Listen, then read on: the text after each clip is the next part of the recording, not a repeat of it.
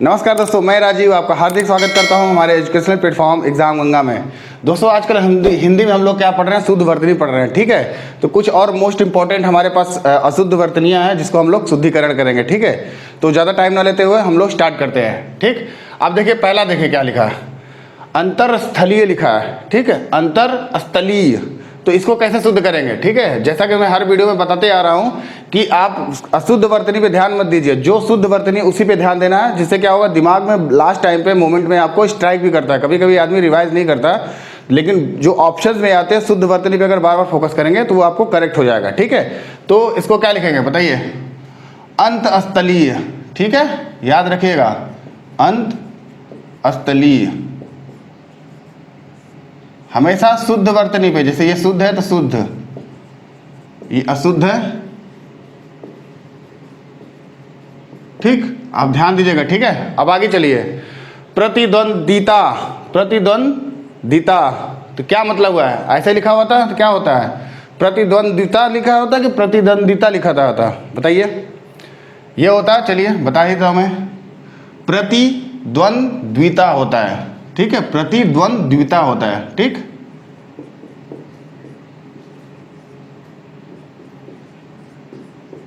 ठीक, याद रखिएगा, ये आधा द यहाँ पे है, ये पूरा हुआ है यहाँ पे, याद रखिएगा। ठीक, ना भी रहेगा साथ में, ये छोटी की मात्रा हो जाएगी, इसमें भी वह लग जाएगा। ठीक, अब आगे चलिए, क्या लिखा, उत्ग्रीव। उत्ग्रीव लिखा हुआ, लेकिन होता क्या एक्चुअल में, उद्ग्रीव होता है। ठीक है, उद द का साउंड आता है, जो आधा त है वो आधा द होता है। बात समझ में आ रही है, उद्ग्रीव। अब आगे बढ़िए, सन्नद्ध, ये लिखा है सन्नद्ध लिखा है, लेकिन सन्नद्ध होता है, क्या होता है सन्नद्ध, कैसे लिखेंगे इसको,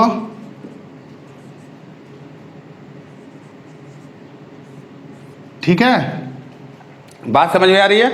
अब आगे चलिए, क्या लिखा है, निमित्तिक लिखा है। निमित्तिक होता है कि नैमित्तिक होता है, नैमित्तिक होता है, नैमित्तिक, याद रखिएगा बात को। ठीक है, आधा ता भी होता है, याद रखिएगा, नय होता है, नी नहीं होता है, नैमित्तिक होता है। अगर यहाँ पे ऐसे भी लगा दे तो भी गलत हो जाएगा। ठीक है, नय होता है। आगे चलिए, अब लिखा अजस्र लिखा है। ठीक है, अजस्र क्या होता है, अजस्र होता है कि अजस्र होता है। ठीक है, याद रखिएगा, ये होता है अजस्र। थोड़ा मैं फास्ट चल रहा हूँ, अब समझ सकते हैं क्यों फास्ट चल रहा हूँ।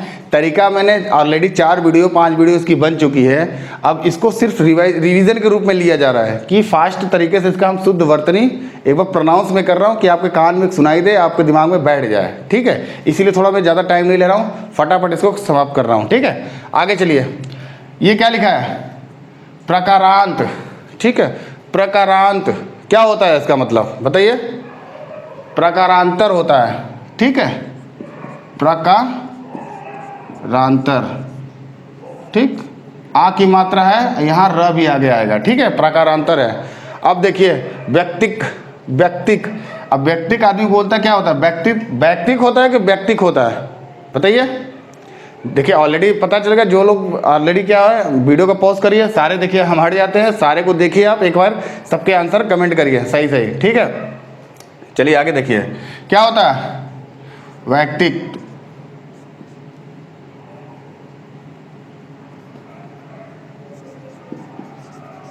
वैयक्तिक होता है। ठीक है, यानी व में आय की मात्रा होता है, य नहीं होता, ये पूरा व होता है। ठीक, बाकी सेम होता है। ठीक है, वैयक्तिक होता है। अब आगे चलिए, ये क्या लिखा, अन्य न्याश्रित लिखा, अन्य न्याश्रित लिखा हुआ ना, तो क्या होता है, अन्योन न्याश्रित होता है। ठीक है, ये ओ की मात्रा लग जाती है ओ या पे। ठीक है, बाकी सेम रहता है, बाकी कहीं भी कोई चीज़ दिक्कत नहीं है, अन्योन न्याश्रित हो जाएगा, यहाँ पे अदर ना याद रखिएगा। ठीक है, बाकी सेम है, यहाँ ओ की मात्रा लग जाएगी। अब देखिए लिखा है दौर्बलन। दौर्बलन लिखा है, दौर्बलन होता है कि दौर्बल्य होता है। ठीक है, इसका शुद्ध उच्चारण होता है दौर्बल्य। ठीक है, याद रखिएगा, दौर्बल्य, र का साउंड द के बाद ही आता है, यानी द आधा है, यहाँ पे र नहीं है, पूरा नहीं आ रहा। ठीक है, और दो नहीं होगा, द होगा। ठीक है, दौर्बल्य होता है, और ल भी आधा होता है। ठीक, बात समझ में, दौर्बल्य, बार बार दिमाग में बताइए, दौर्बल्य दौर्बल्य। दौर्बलन नहीं है। देखिए एकदम अलग ही सेंस भी अलग आ रहा है और एकदम अलग यहाँ पे सेंस आ रहा है, ठीक है, प्रोनाउंस हो रहा है। अब आगे बढ़िए, अभी लिखा है प्रादुर्भाव लिखा है, यानी र का साउंड प्र के बाद भी आ रहा है और द के बाद भी आ रहा है, यानी 2 बार आधा र के साउंड आ रही है इसके हिसाब से। बट होता क्या है, प्रादुर्भाव होता है, प्रादुर्भाव होता है। यहाँ लिखा है प्रादुर्भाव लिखा है, लेकिन क्या होता है प्रादुर्भाव। बात समझ में, प्रादु पहले लगी है, फिर र का साउंड आएगा, फिर भार, प्रादुर्भाव। ठीक, बात समझ में आ गई। अब आगे चलिए, ये क्या लिखा है उत्वंग। उत्वंग होता है कि उत्तुंग होता है, बात समझिए, बताइए। उत्वंग लिखा है बट होता क्या उत्तुंग।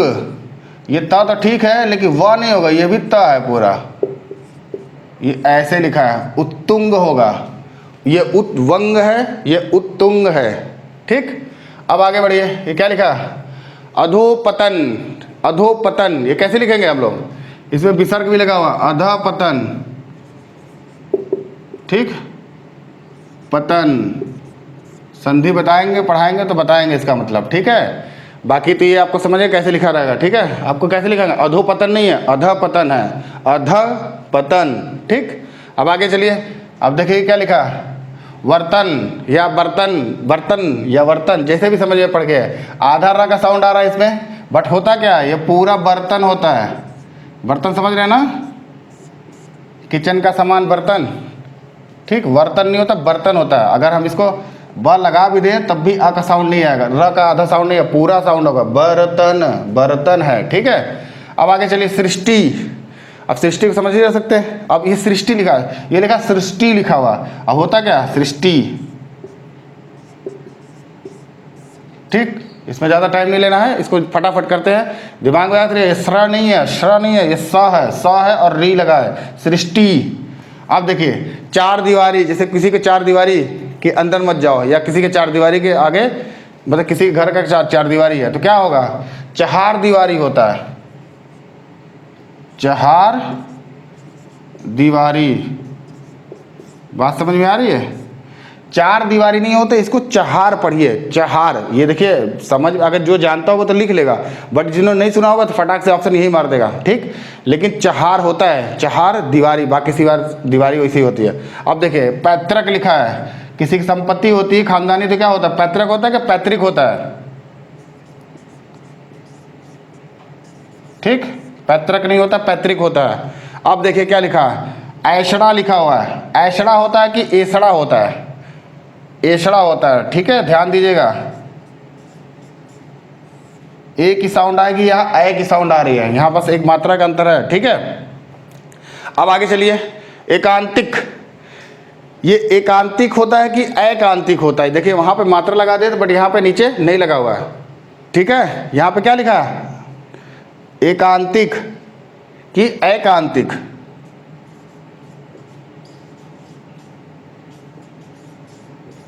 ठीक है, जैसे यहाँ ऐषणा में क्या था, ऐषणा लिखा था लेकिन एषणा होता है, यहाँ पे एकांतिक लिखा लेगा लेकिन एकांतिक होता है। ठीक है, यहाँ पे अब देखिए पैतृक, पैतृक, पैतृक समझ ना कैसे त्र लिखते हैं, त्रि है, त्र नहीं है, वो याद रखिएगा। पैतृक या पैतृक है तो पैतृक होगा।